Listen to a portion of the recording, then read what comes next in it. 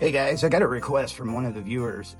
Wanted me to go over something that they saw. Christmas time is coming up, and for a divorced parent, one of the most contentious parts is coming up. Who's going to get the kids? And who gets, Christmas Day, who gets what time? And as much as that should probably be a smooth process for people, especially if you're just now going through divorce or you're in a very colliding thing, it can be a big topic. So this person specifically sent me something off of Reddit that they saw and wanted me to get everybody's thoughts on it. So excuse me, I'm going to have to look at my screen over here to read it. And I had to ask for clarification. It had AITA, and I was like, what in the world is that? It's, am I the asshole? Excuse me for being from the older generation. I didn't know that one. But am I the asshole for telling my son that he ruined Christmas for me and his stepdad when he decided to spend it with his dad? Me, female, and my ex-husband, male, are divorced. We have a 16-year-old son together, Mason. I got remarried to my husband, Nathan. My ex-husband and I used to argue on who should get Mason for the holidays back when he was little. As he got older, we started letting him decide. Last year, he spent Christmas with me, Nathan, and my in-laws, and he complained that the experience was terrible because he said Nathan and his family had little to no accommodation for his food choices. I'm not defending them, but my in-laws are quite traditional when it comes to food and a bit ignorant to what types of food Mason eats. He also said he didn't feel as welcome as the other kids in the family and that Nathan forced him to share his personal stuff, like his phone, so that his step-nephews could watch Christmas movies. Let's continue. Yesterday during breakfast, we were talking about Christmas and we were planning this year, but then out of nowhere announced that he'll be spending this Christmas with his dad at a rental Christmas cottage in his favorite town. I was stunned. So was Nathan. I asked Mason when and how he agreed to this arrangement, but he pointed back to what happened last Christmas and said he didn't want to basically have another shitty holiday and be miserable. I told him that his dad should have come to me first, but he argued that he's already okayed it and he saw no need for my opinion. We started arguing and he started complaining about me trying to ruin the experience, but in response, I told him that he has already ruined Christmas for me and his stepdad the minute he agreed to this arrangement. He got up and walked away, and after saying that I was being overdramatic, Nathan just sat there and looked down. I had a huge argument on the phone with Mason's dad, and he kept giving me an attitude and laughing and saying that I sounded pathetic. When I told him I'd have my lawyer call him, he backpedaled and said he wouldn't have done this if Mason didn't like it. He urged me to drop it and let Mason have this experience, or he'll resent me for missing it. Oh, resent. Now Mason isn't speaking to me.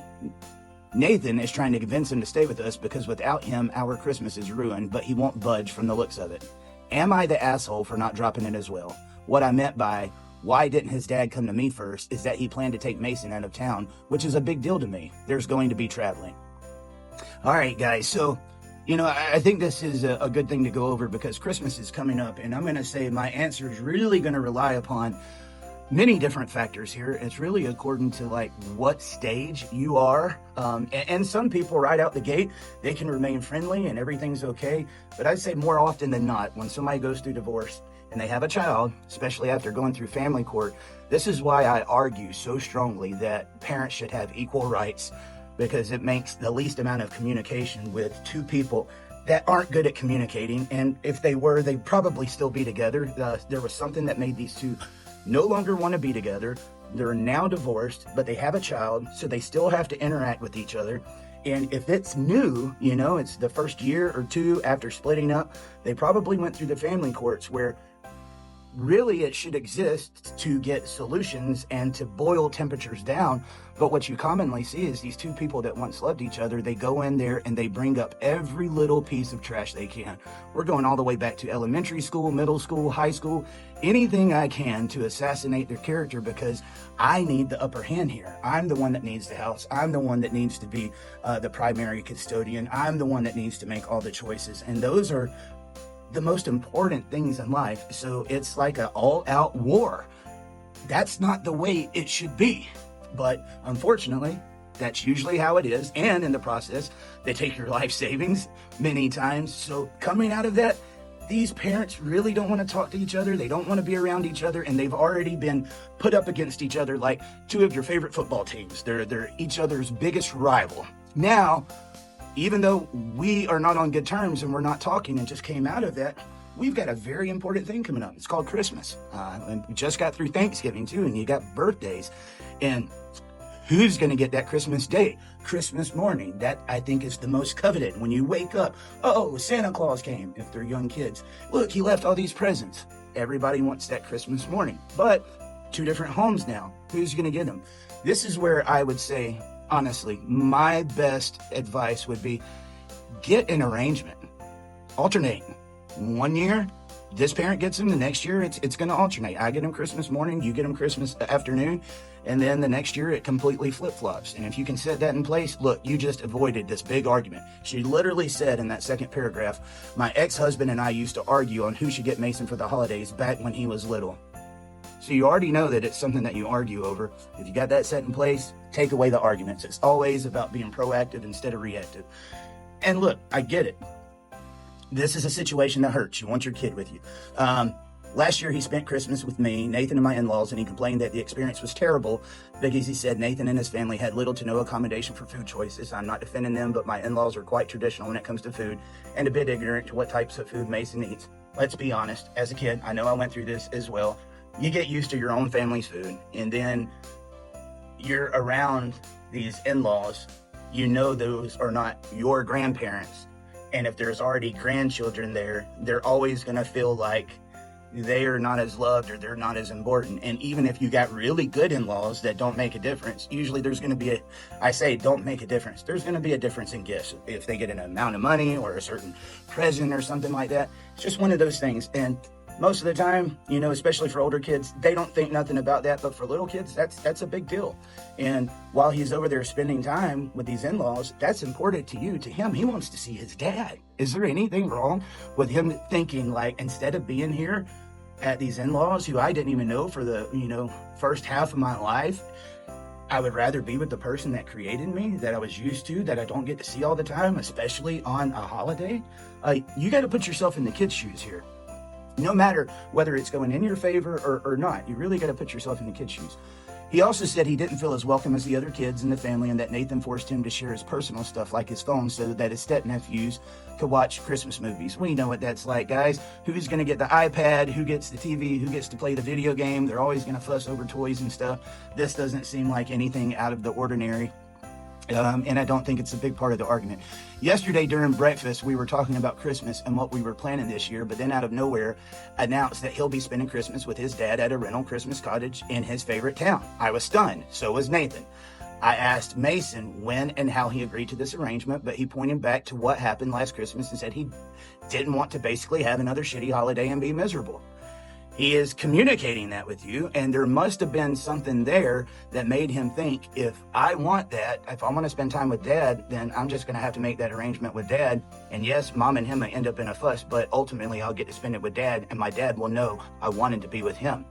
Am I the asshole? I would tell you to ask yourself why you had the Christmas before and you took him to an in-laws, and now this Christmas you think you're supposed to get him again, maybe even go to your in-laws, and dad's not even being put in the picture. Let's be honest here.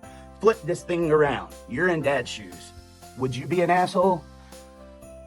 Just be honest. I mean, a lot of this could be solved just by putting yourself in the other person's shoes. I told him that his dad should have come to me first, but he argued that he's already okayed it and saw no need for my opinion. We started arguing and he started complaining about me trying to ruin the experience, but in response, very important. But in response, I told him that he has already ruined Christmas for me and his stepdad the minute he agreed to this arrangement. That's not just crossing the line of becoming an asshole. That is borderline abusive. Not even borderline. It's abusive. You are shaming the kid and telling him that he's ruining your Christmas for wanting to be with his dad. He's telling you that you ruined his Christmas the year before because he didn't get to be with dad. I think if you was more flexible and tried to make this a little bit more equal, you wouldn't have any of these problems. Really, you wouldn't. And I think that's the reason why your son went behind your back the way he did. I try to be a reasonable guy, and I don't want to just go out and try to throw off on you, but it's just the truth right here. This is a kid, especially a boy, 16 years old. Yeah, he wants masculinity. He wants his dad. He wants the person that gave him that last name and brought him into this world to be there with him on Christmas and feel proud about his heritage, his culture, and his upbringing. Be glad that he's got a dad that wants to be with him on Christmas. And if you really love your husband, the stepdad, that's time alone that you can spend with him. I'm sure he would probably appreciate that time alone. And if it's ruining stepdad's Christmas, we really got a problem here, because you should be more worried about his father than you are the stepfather. Not saying that the stepfather doesn't have a place, but in this conversation right here, no, he's not your first concern. Your first concern is your child and making sure he's got time with his dad, because you obviously have the control. And if you're not doing the fair thing, that's why your son's going behind your back. Let's continue. He got up and walked away after saying that I was being over dramatic. Nathan just sat there and looked down. I mean, your son saying that he was over dramatic for doing that. I mean, he's telling the truth. Should he talk to an adult that way? Probably not, but he didn't feel like he had an opportunity to do otherwise. I had a huge argument on the phone with Mason's dad, and he kept giving me an attitude and laughing and saying I sounded pathetic. I mean, look, what good did you think that was going to do? Did you call him up to try to find a solution, or did you call him up to try to tell him he was a horrible person and that he was wrong for not asking you? Why didn't you go to him? You knew this was coming up. You're the one that's got control. You were the one that really needed to take the initiative and go out. He's probably avoiding you because you've admitted you guys argue all the time. And that's the thing. Look, us guys, especially when we get out of that, we don't want to conversate with you unless we absolutely have to. If the child is now 16 years old and he wants to take that initiative, that could actually help you. I just think this is a situation where you really need to sit down and come to grips with the two of you aren't together anymore, and the dad has just as much right to be with his kids as you do. I don't care what the paperwork says. Obviously, you got to abide by the paperwork, but using that paperwork to make your son and your ex miserable, that makes you an asshole. When I told him I'd have my lawyer call him, there you go. All over your son wanting to be with his dad for Christmas. Now you're threatening a lawyer. Guys, this is disgusting. They've already been in your life enough. These are situations that really need to be done without lawyers as much as possible. Now you are the one ruining Christmas. You need to go look at yourself in the mirror. He backpedaled and said he wouldn't have done this if Mason didn't like it. He urged me to drop it and let Mason have this experience, or he'll resent me for missing it. And that's probably true. He probably will resent you for not letting him be with his dad. Now Mason isn't speaking to me. Nathan is trying to convince him to stay with us because without him, our Christmas is ruined, and he won't budge from the looks of it. Man, you do sound pathetic. You're actively admitting in here your husband, his stepfather, is trying to actively convince him to stay because without it, your mom's Christmas is going to be ruined. Whoa. Look, there might be a situation where stepdad gets along with dad more than he does you. In that case, perfectly fine. I've seen it, and there's cases where stepmoms and exes can communicate better. But first off, if there's a line of communication there, you need to be the one to do it, not stepdad. And him going directly to the child and trying to manipulate him into reversing that and make him feel guilty about wanting to be with his own father, his own flesh and blood. I don't know that asshole's the word. And that last sentence, am I the asshole for not dropping it as well? What I meant by why didn't his dad come to me first is that he planned to take Mason out of town, which is a big deal to me. There's going to be traveling. It's a big deal to everybody. Do you go to him every time you go out of town? I just don't understand what gives people this moral high ground to put dads through this. This is some of the issues that dads go through just wanting to be with their children on Christmas. And in this particular situation, it looks like it's the son at 16 years old that knows good and well what's going on, that tried to take initiative and make sure that he was going to get what he wanted for Christmas. And I would say, again, if you're in a very happy marriage, you should appreciate that time alone. Of course, you want your kid there for Christmas. But guys, I go back to the beginning. The best way, again, the best advice I can give going through this, and hey, let's be honest. When we go through these situations, yes, there's usually one that might be a little bit more reasonable, but all of us can have our emotions take control at some point in time when it comes to seeing your kid, who's going to get them on the holiday, an ex that that you've had that conflict with. The more that the two of you can come to that agreement, we're going to flip-flop. That's fair. Is there any reason for that not to be there? The only reason I could understand outside of that is like military. They live clear on the other side of the United States, and even then they still have a right, to have that time, probably even more of a right, because they're probably not getting to see the kid as much, and they have to make special accommodations for them to be there, which should probably justify even more time with them being with their father. But just saying, there is very little reasoning for that, and if there's drugs or abuse or some other reason in there, then they shouldn't probably be around the kid at all. But the sick part of that is, because that's one of the major reasons why a kid should be kept from that parent, there's many false allegations that goes out towards parents that aren't actually doing that. Come up with an agreement, get it set in stone, and then you don't have to worry about it no more. He's 16, in 2 years he's going to be turning 18. I don't know, you said y'all used to argue when he was little, so if he's 16 now, he hasn't been little in a while. Sounds like you've been doing this for a very long time. Is that what you want it to be for the rest of your life? I'd say just honestly get over yourself. I believe something like this, the family courts had a lot to do with it.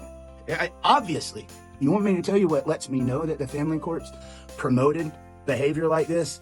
What was the first thing when them two started going back and forth? I'm going to have my lawyer call you. Oh, that was a flex. And yes, Dad started stepping back. Man, you've already got me to where I can't afford anything. And that's the one thing you can use at me, and I can't say nothing back. That's just evil. That's not just being an asshole. That is just straight up evil. I don't even think you needed to ask this question, honestly. I think that kind of speaks for itself. But there will always be people out there that will condone this type of behavior, because there's other people out there doing the same thing, and they go looking for support. And if you go on the internet, you can find support for any crappy thing you've ever done in the face of this earth.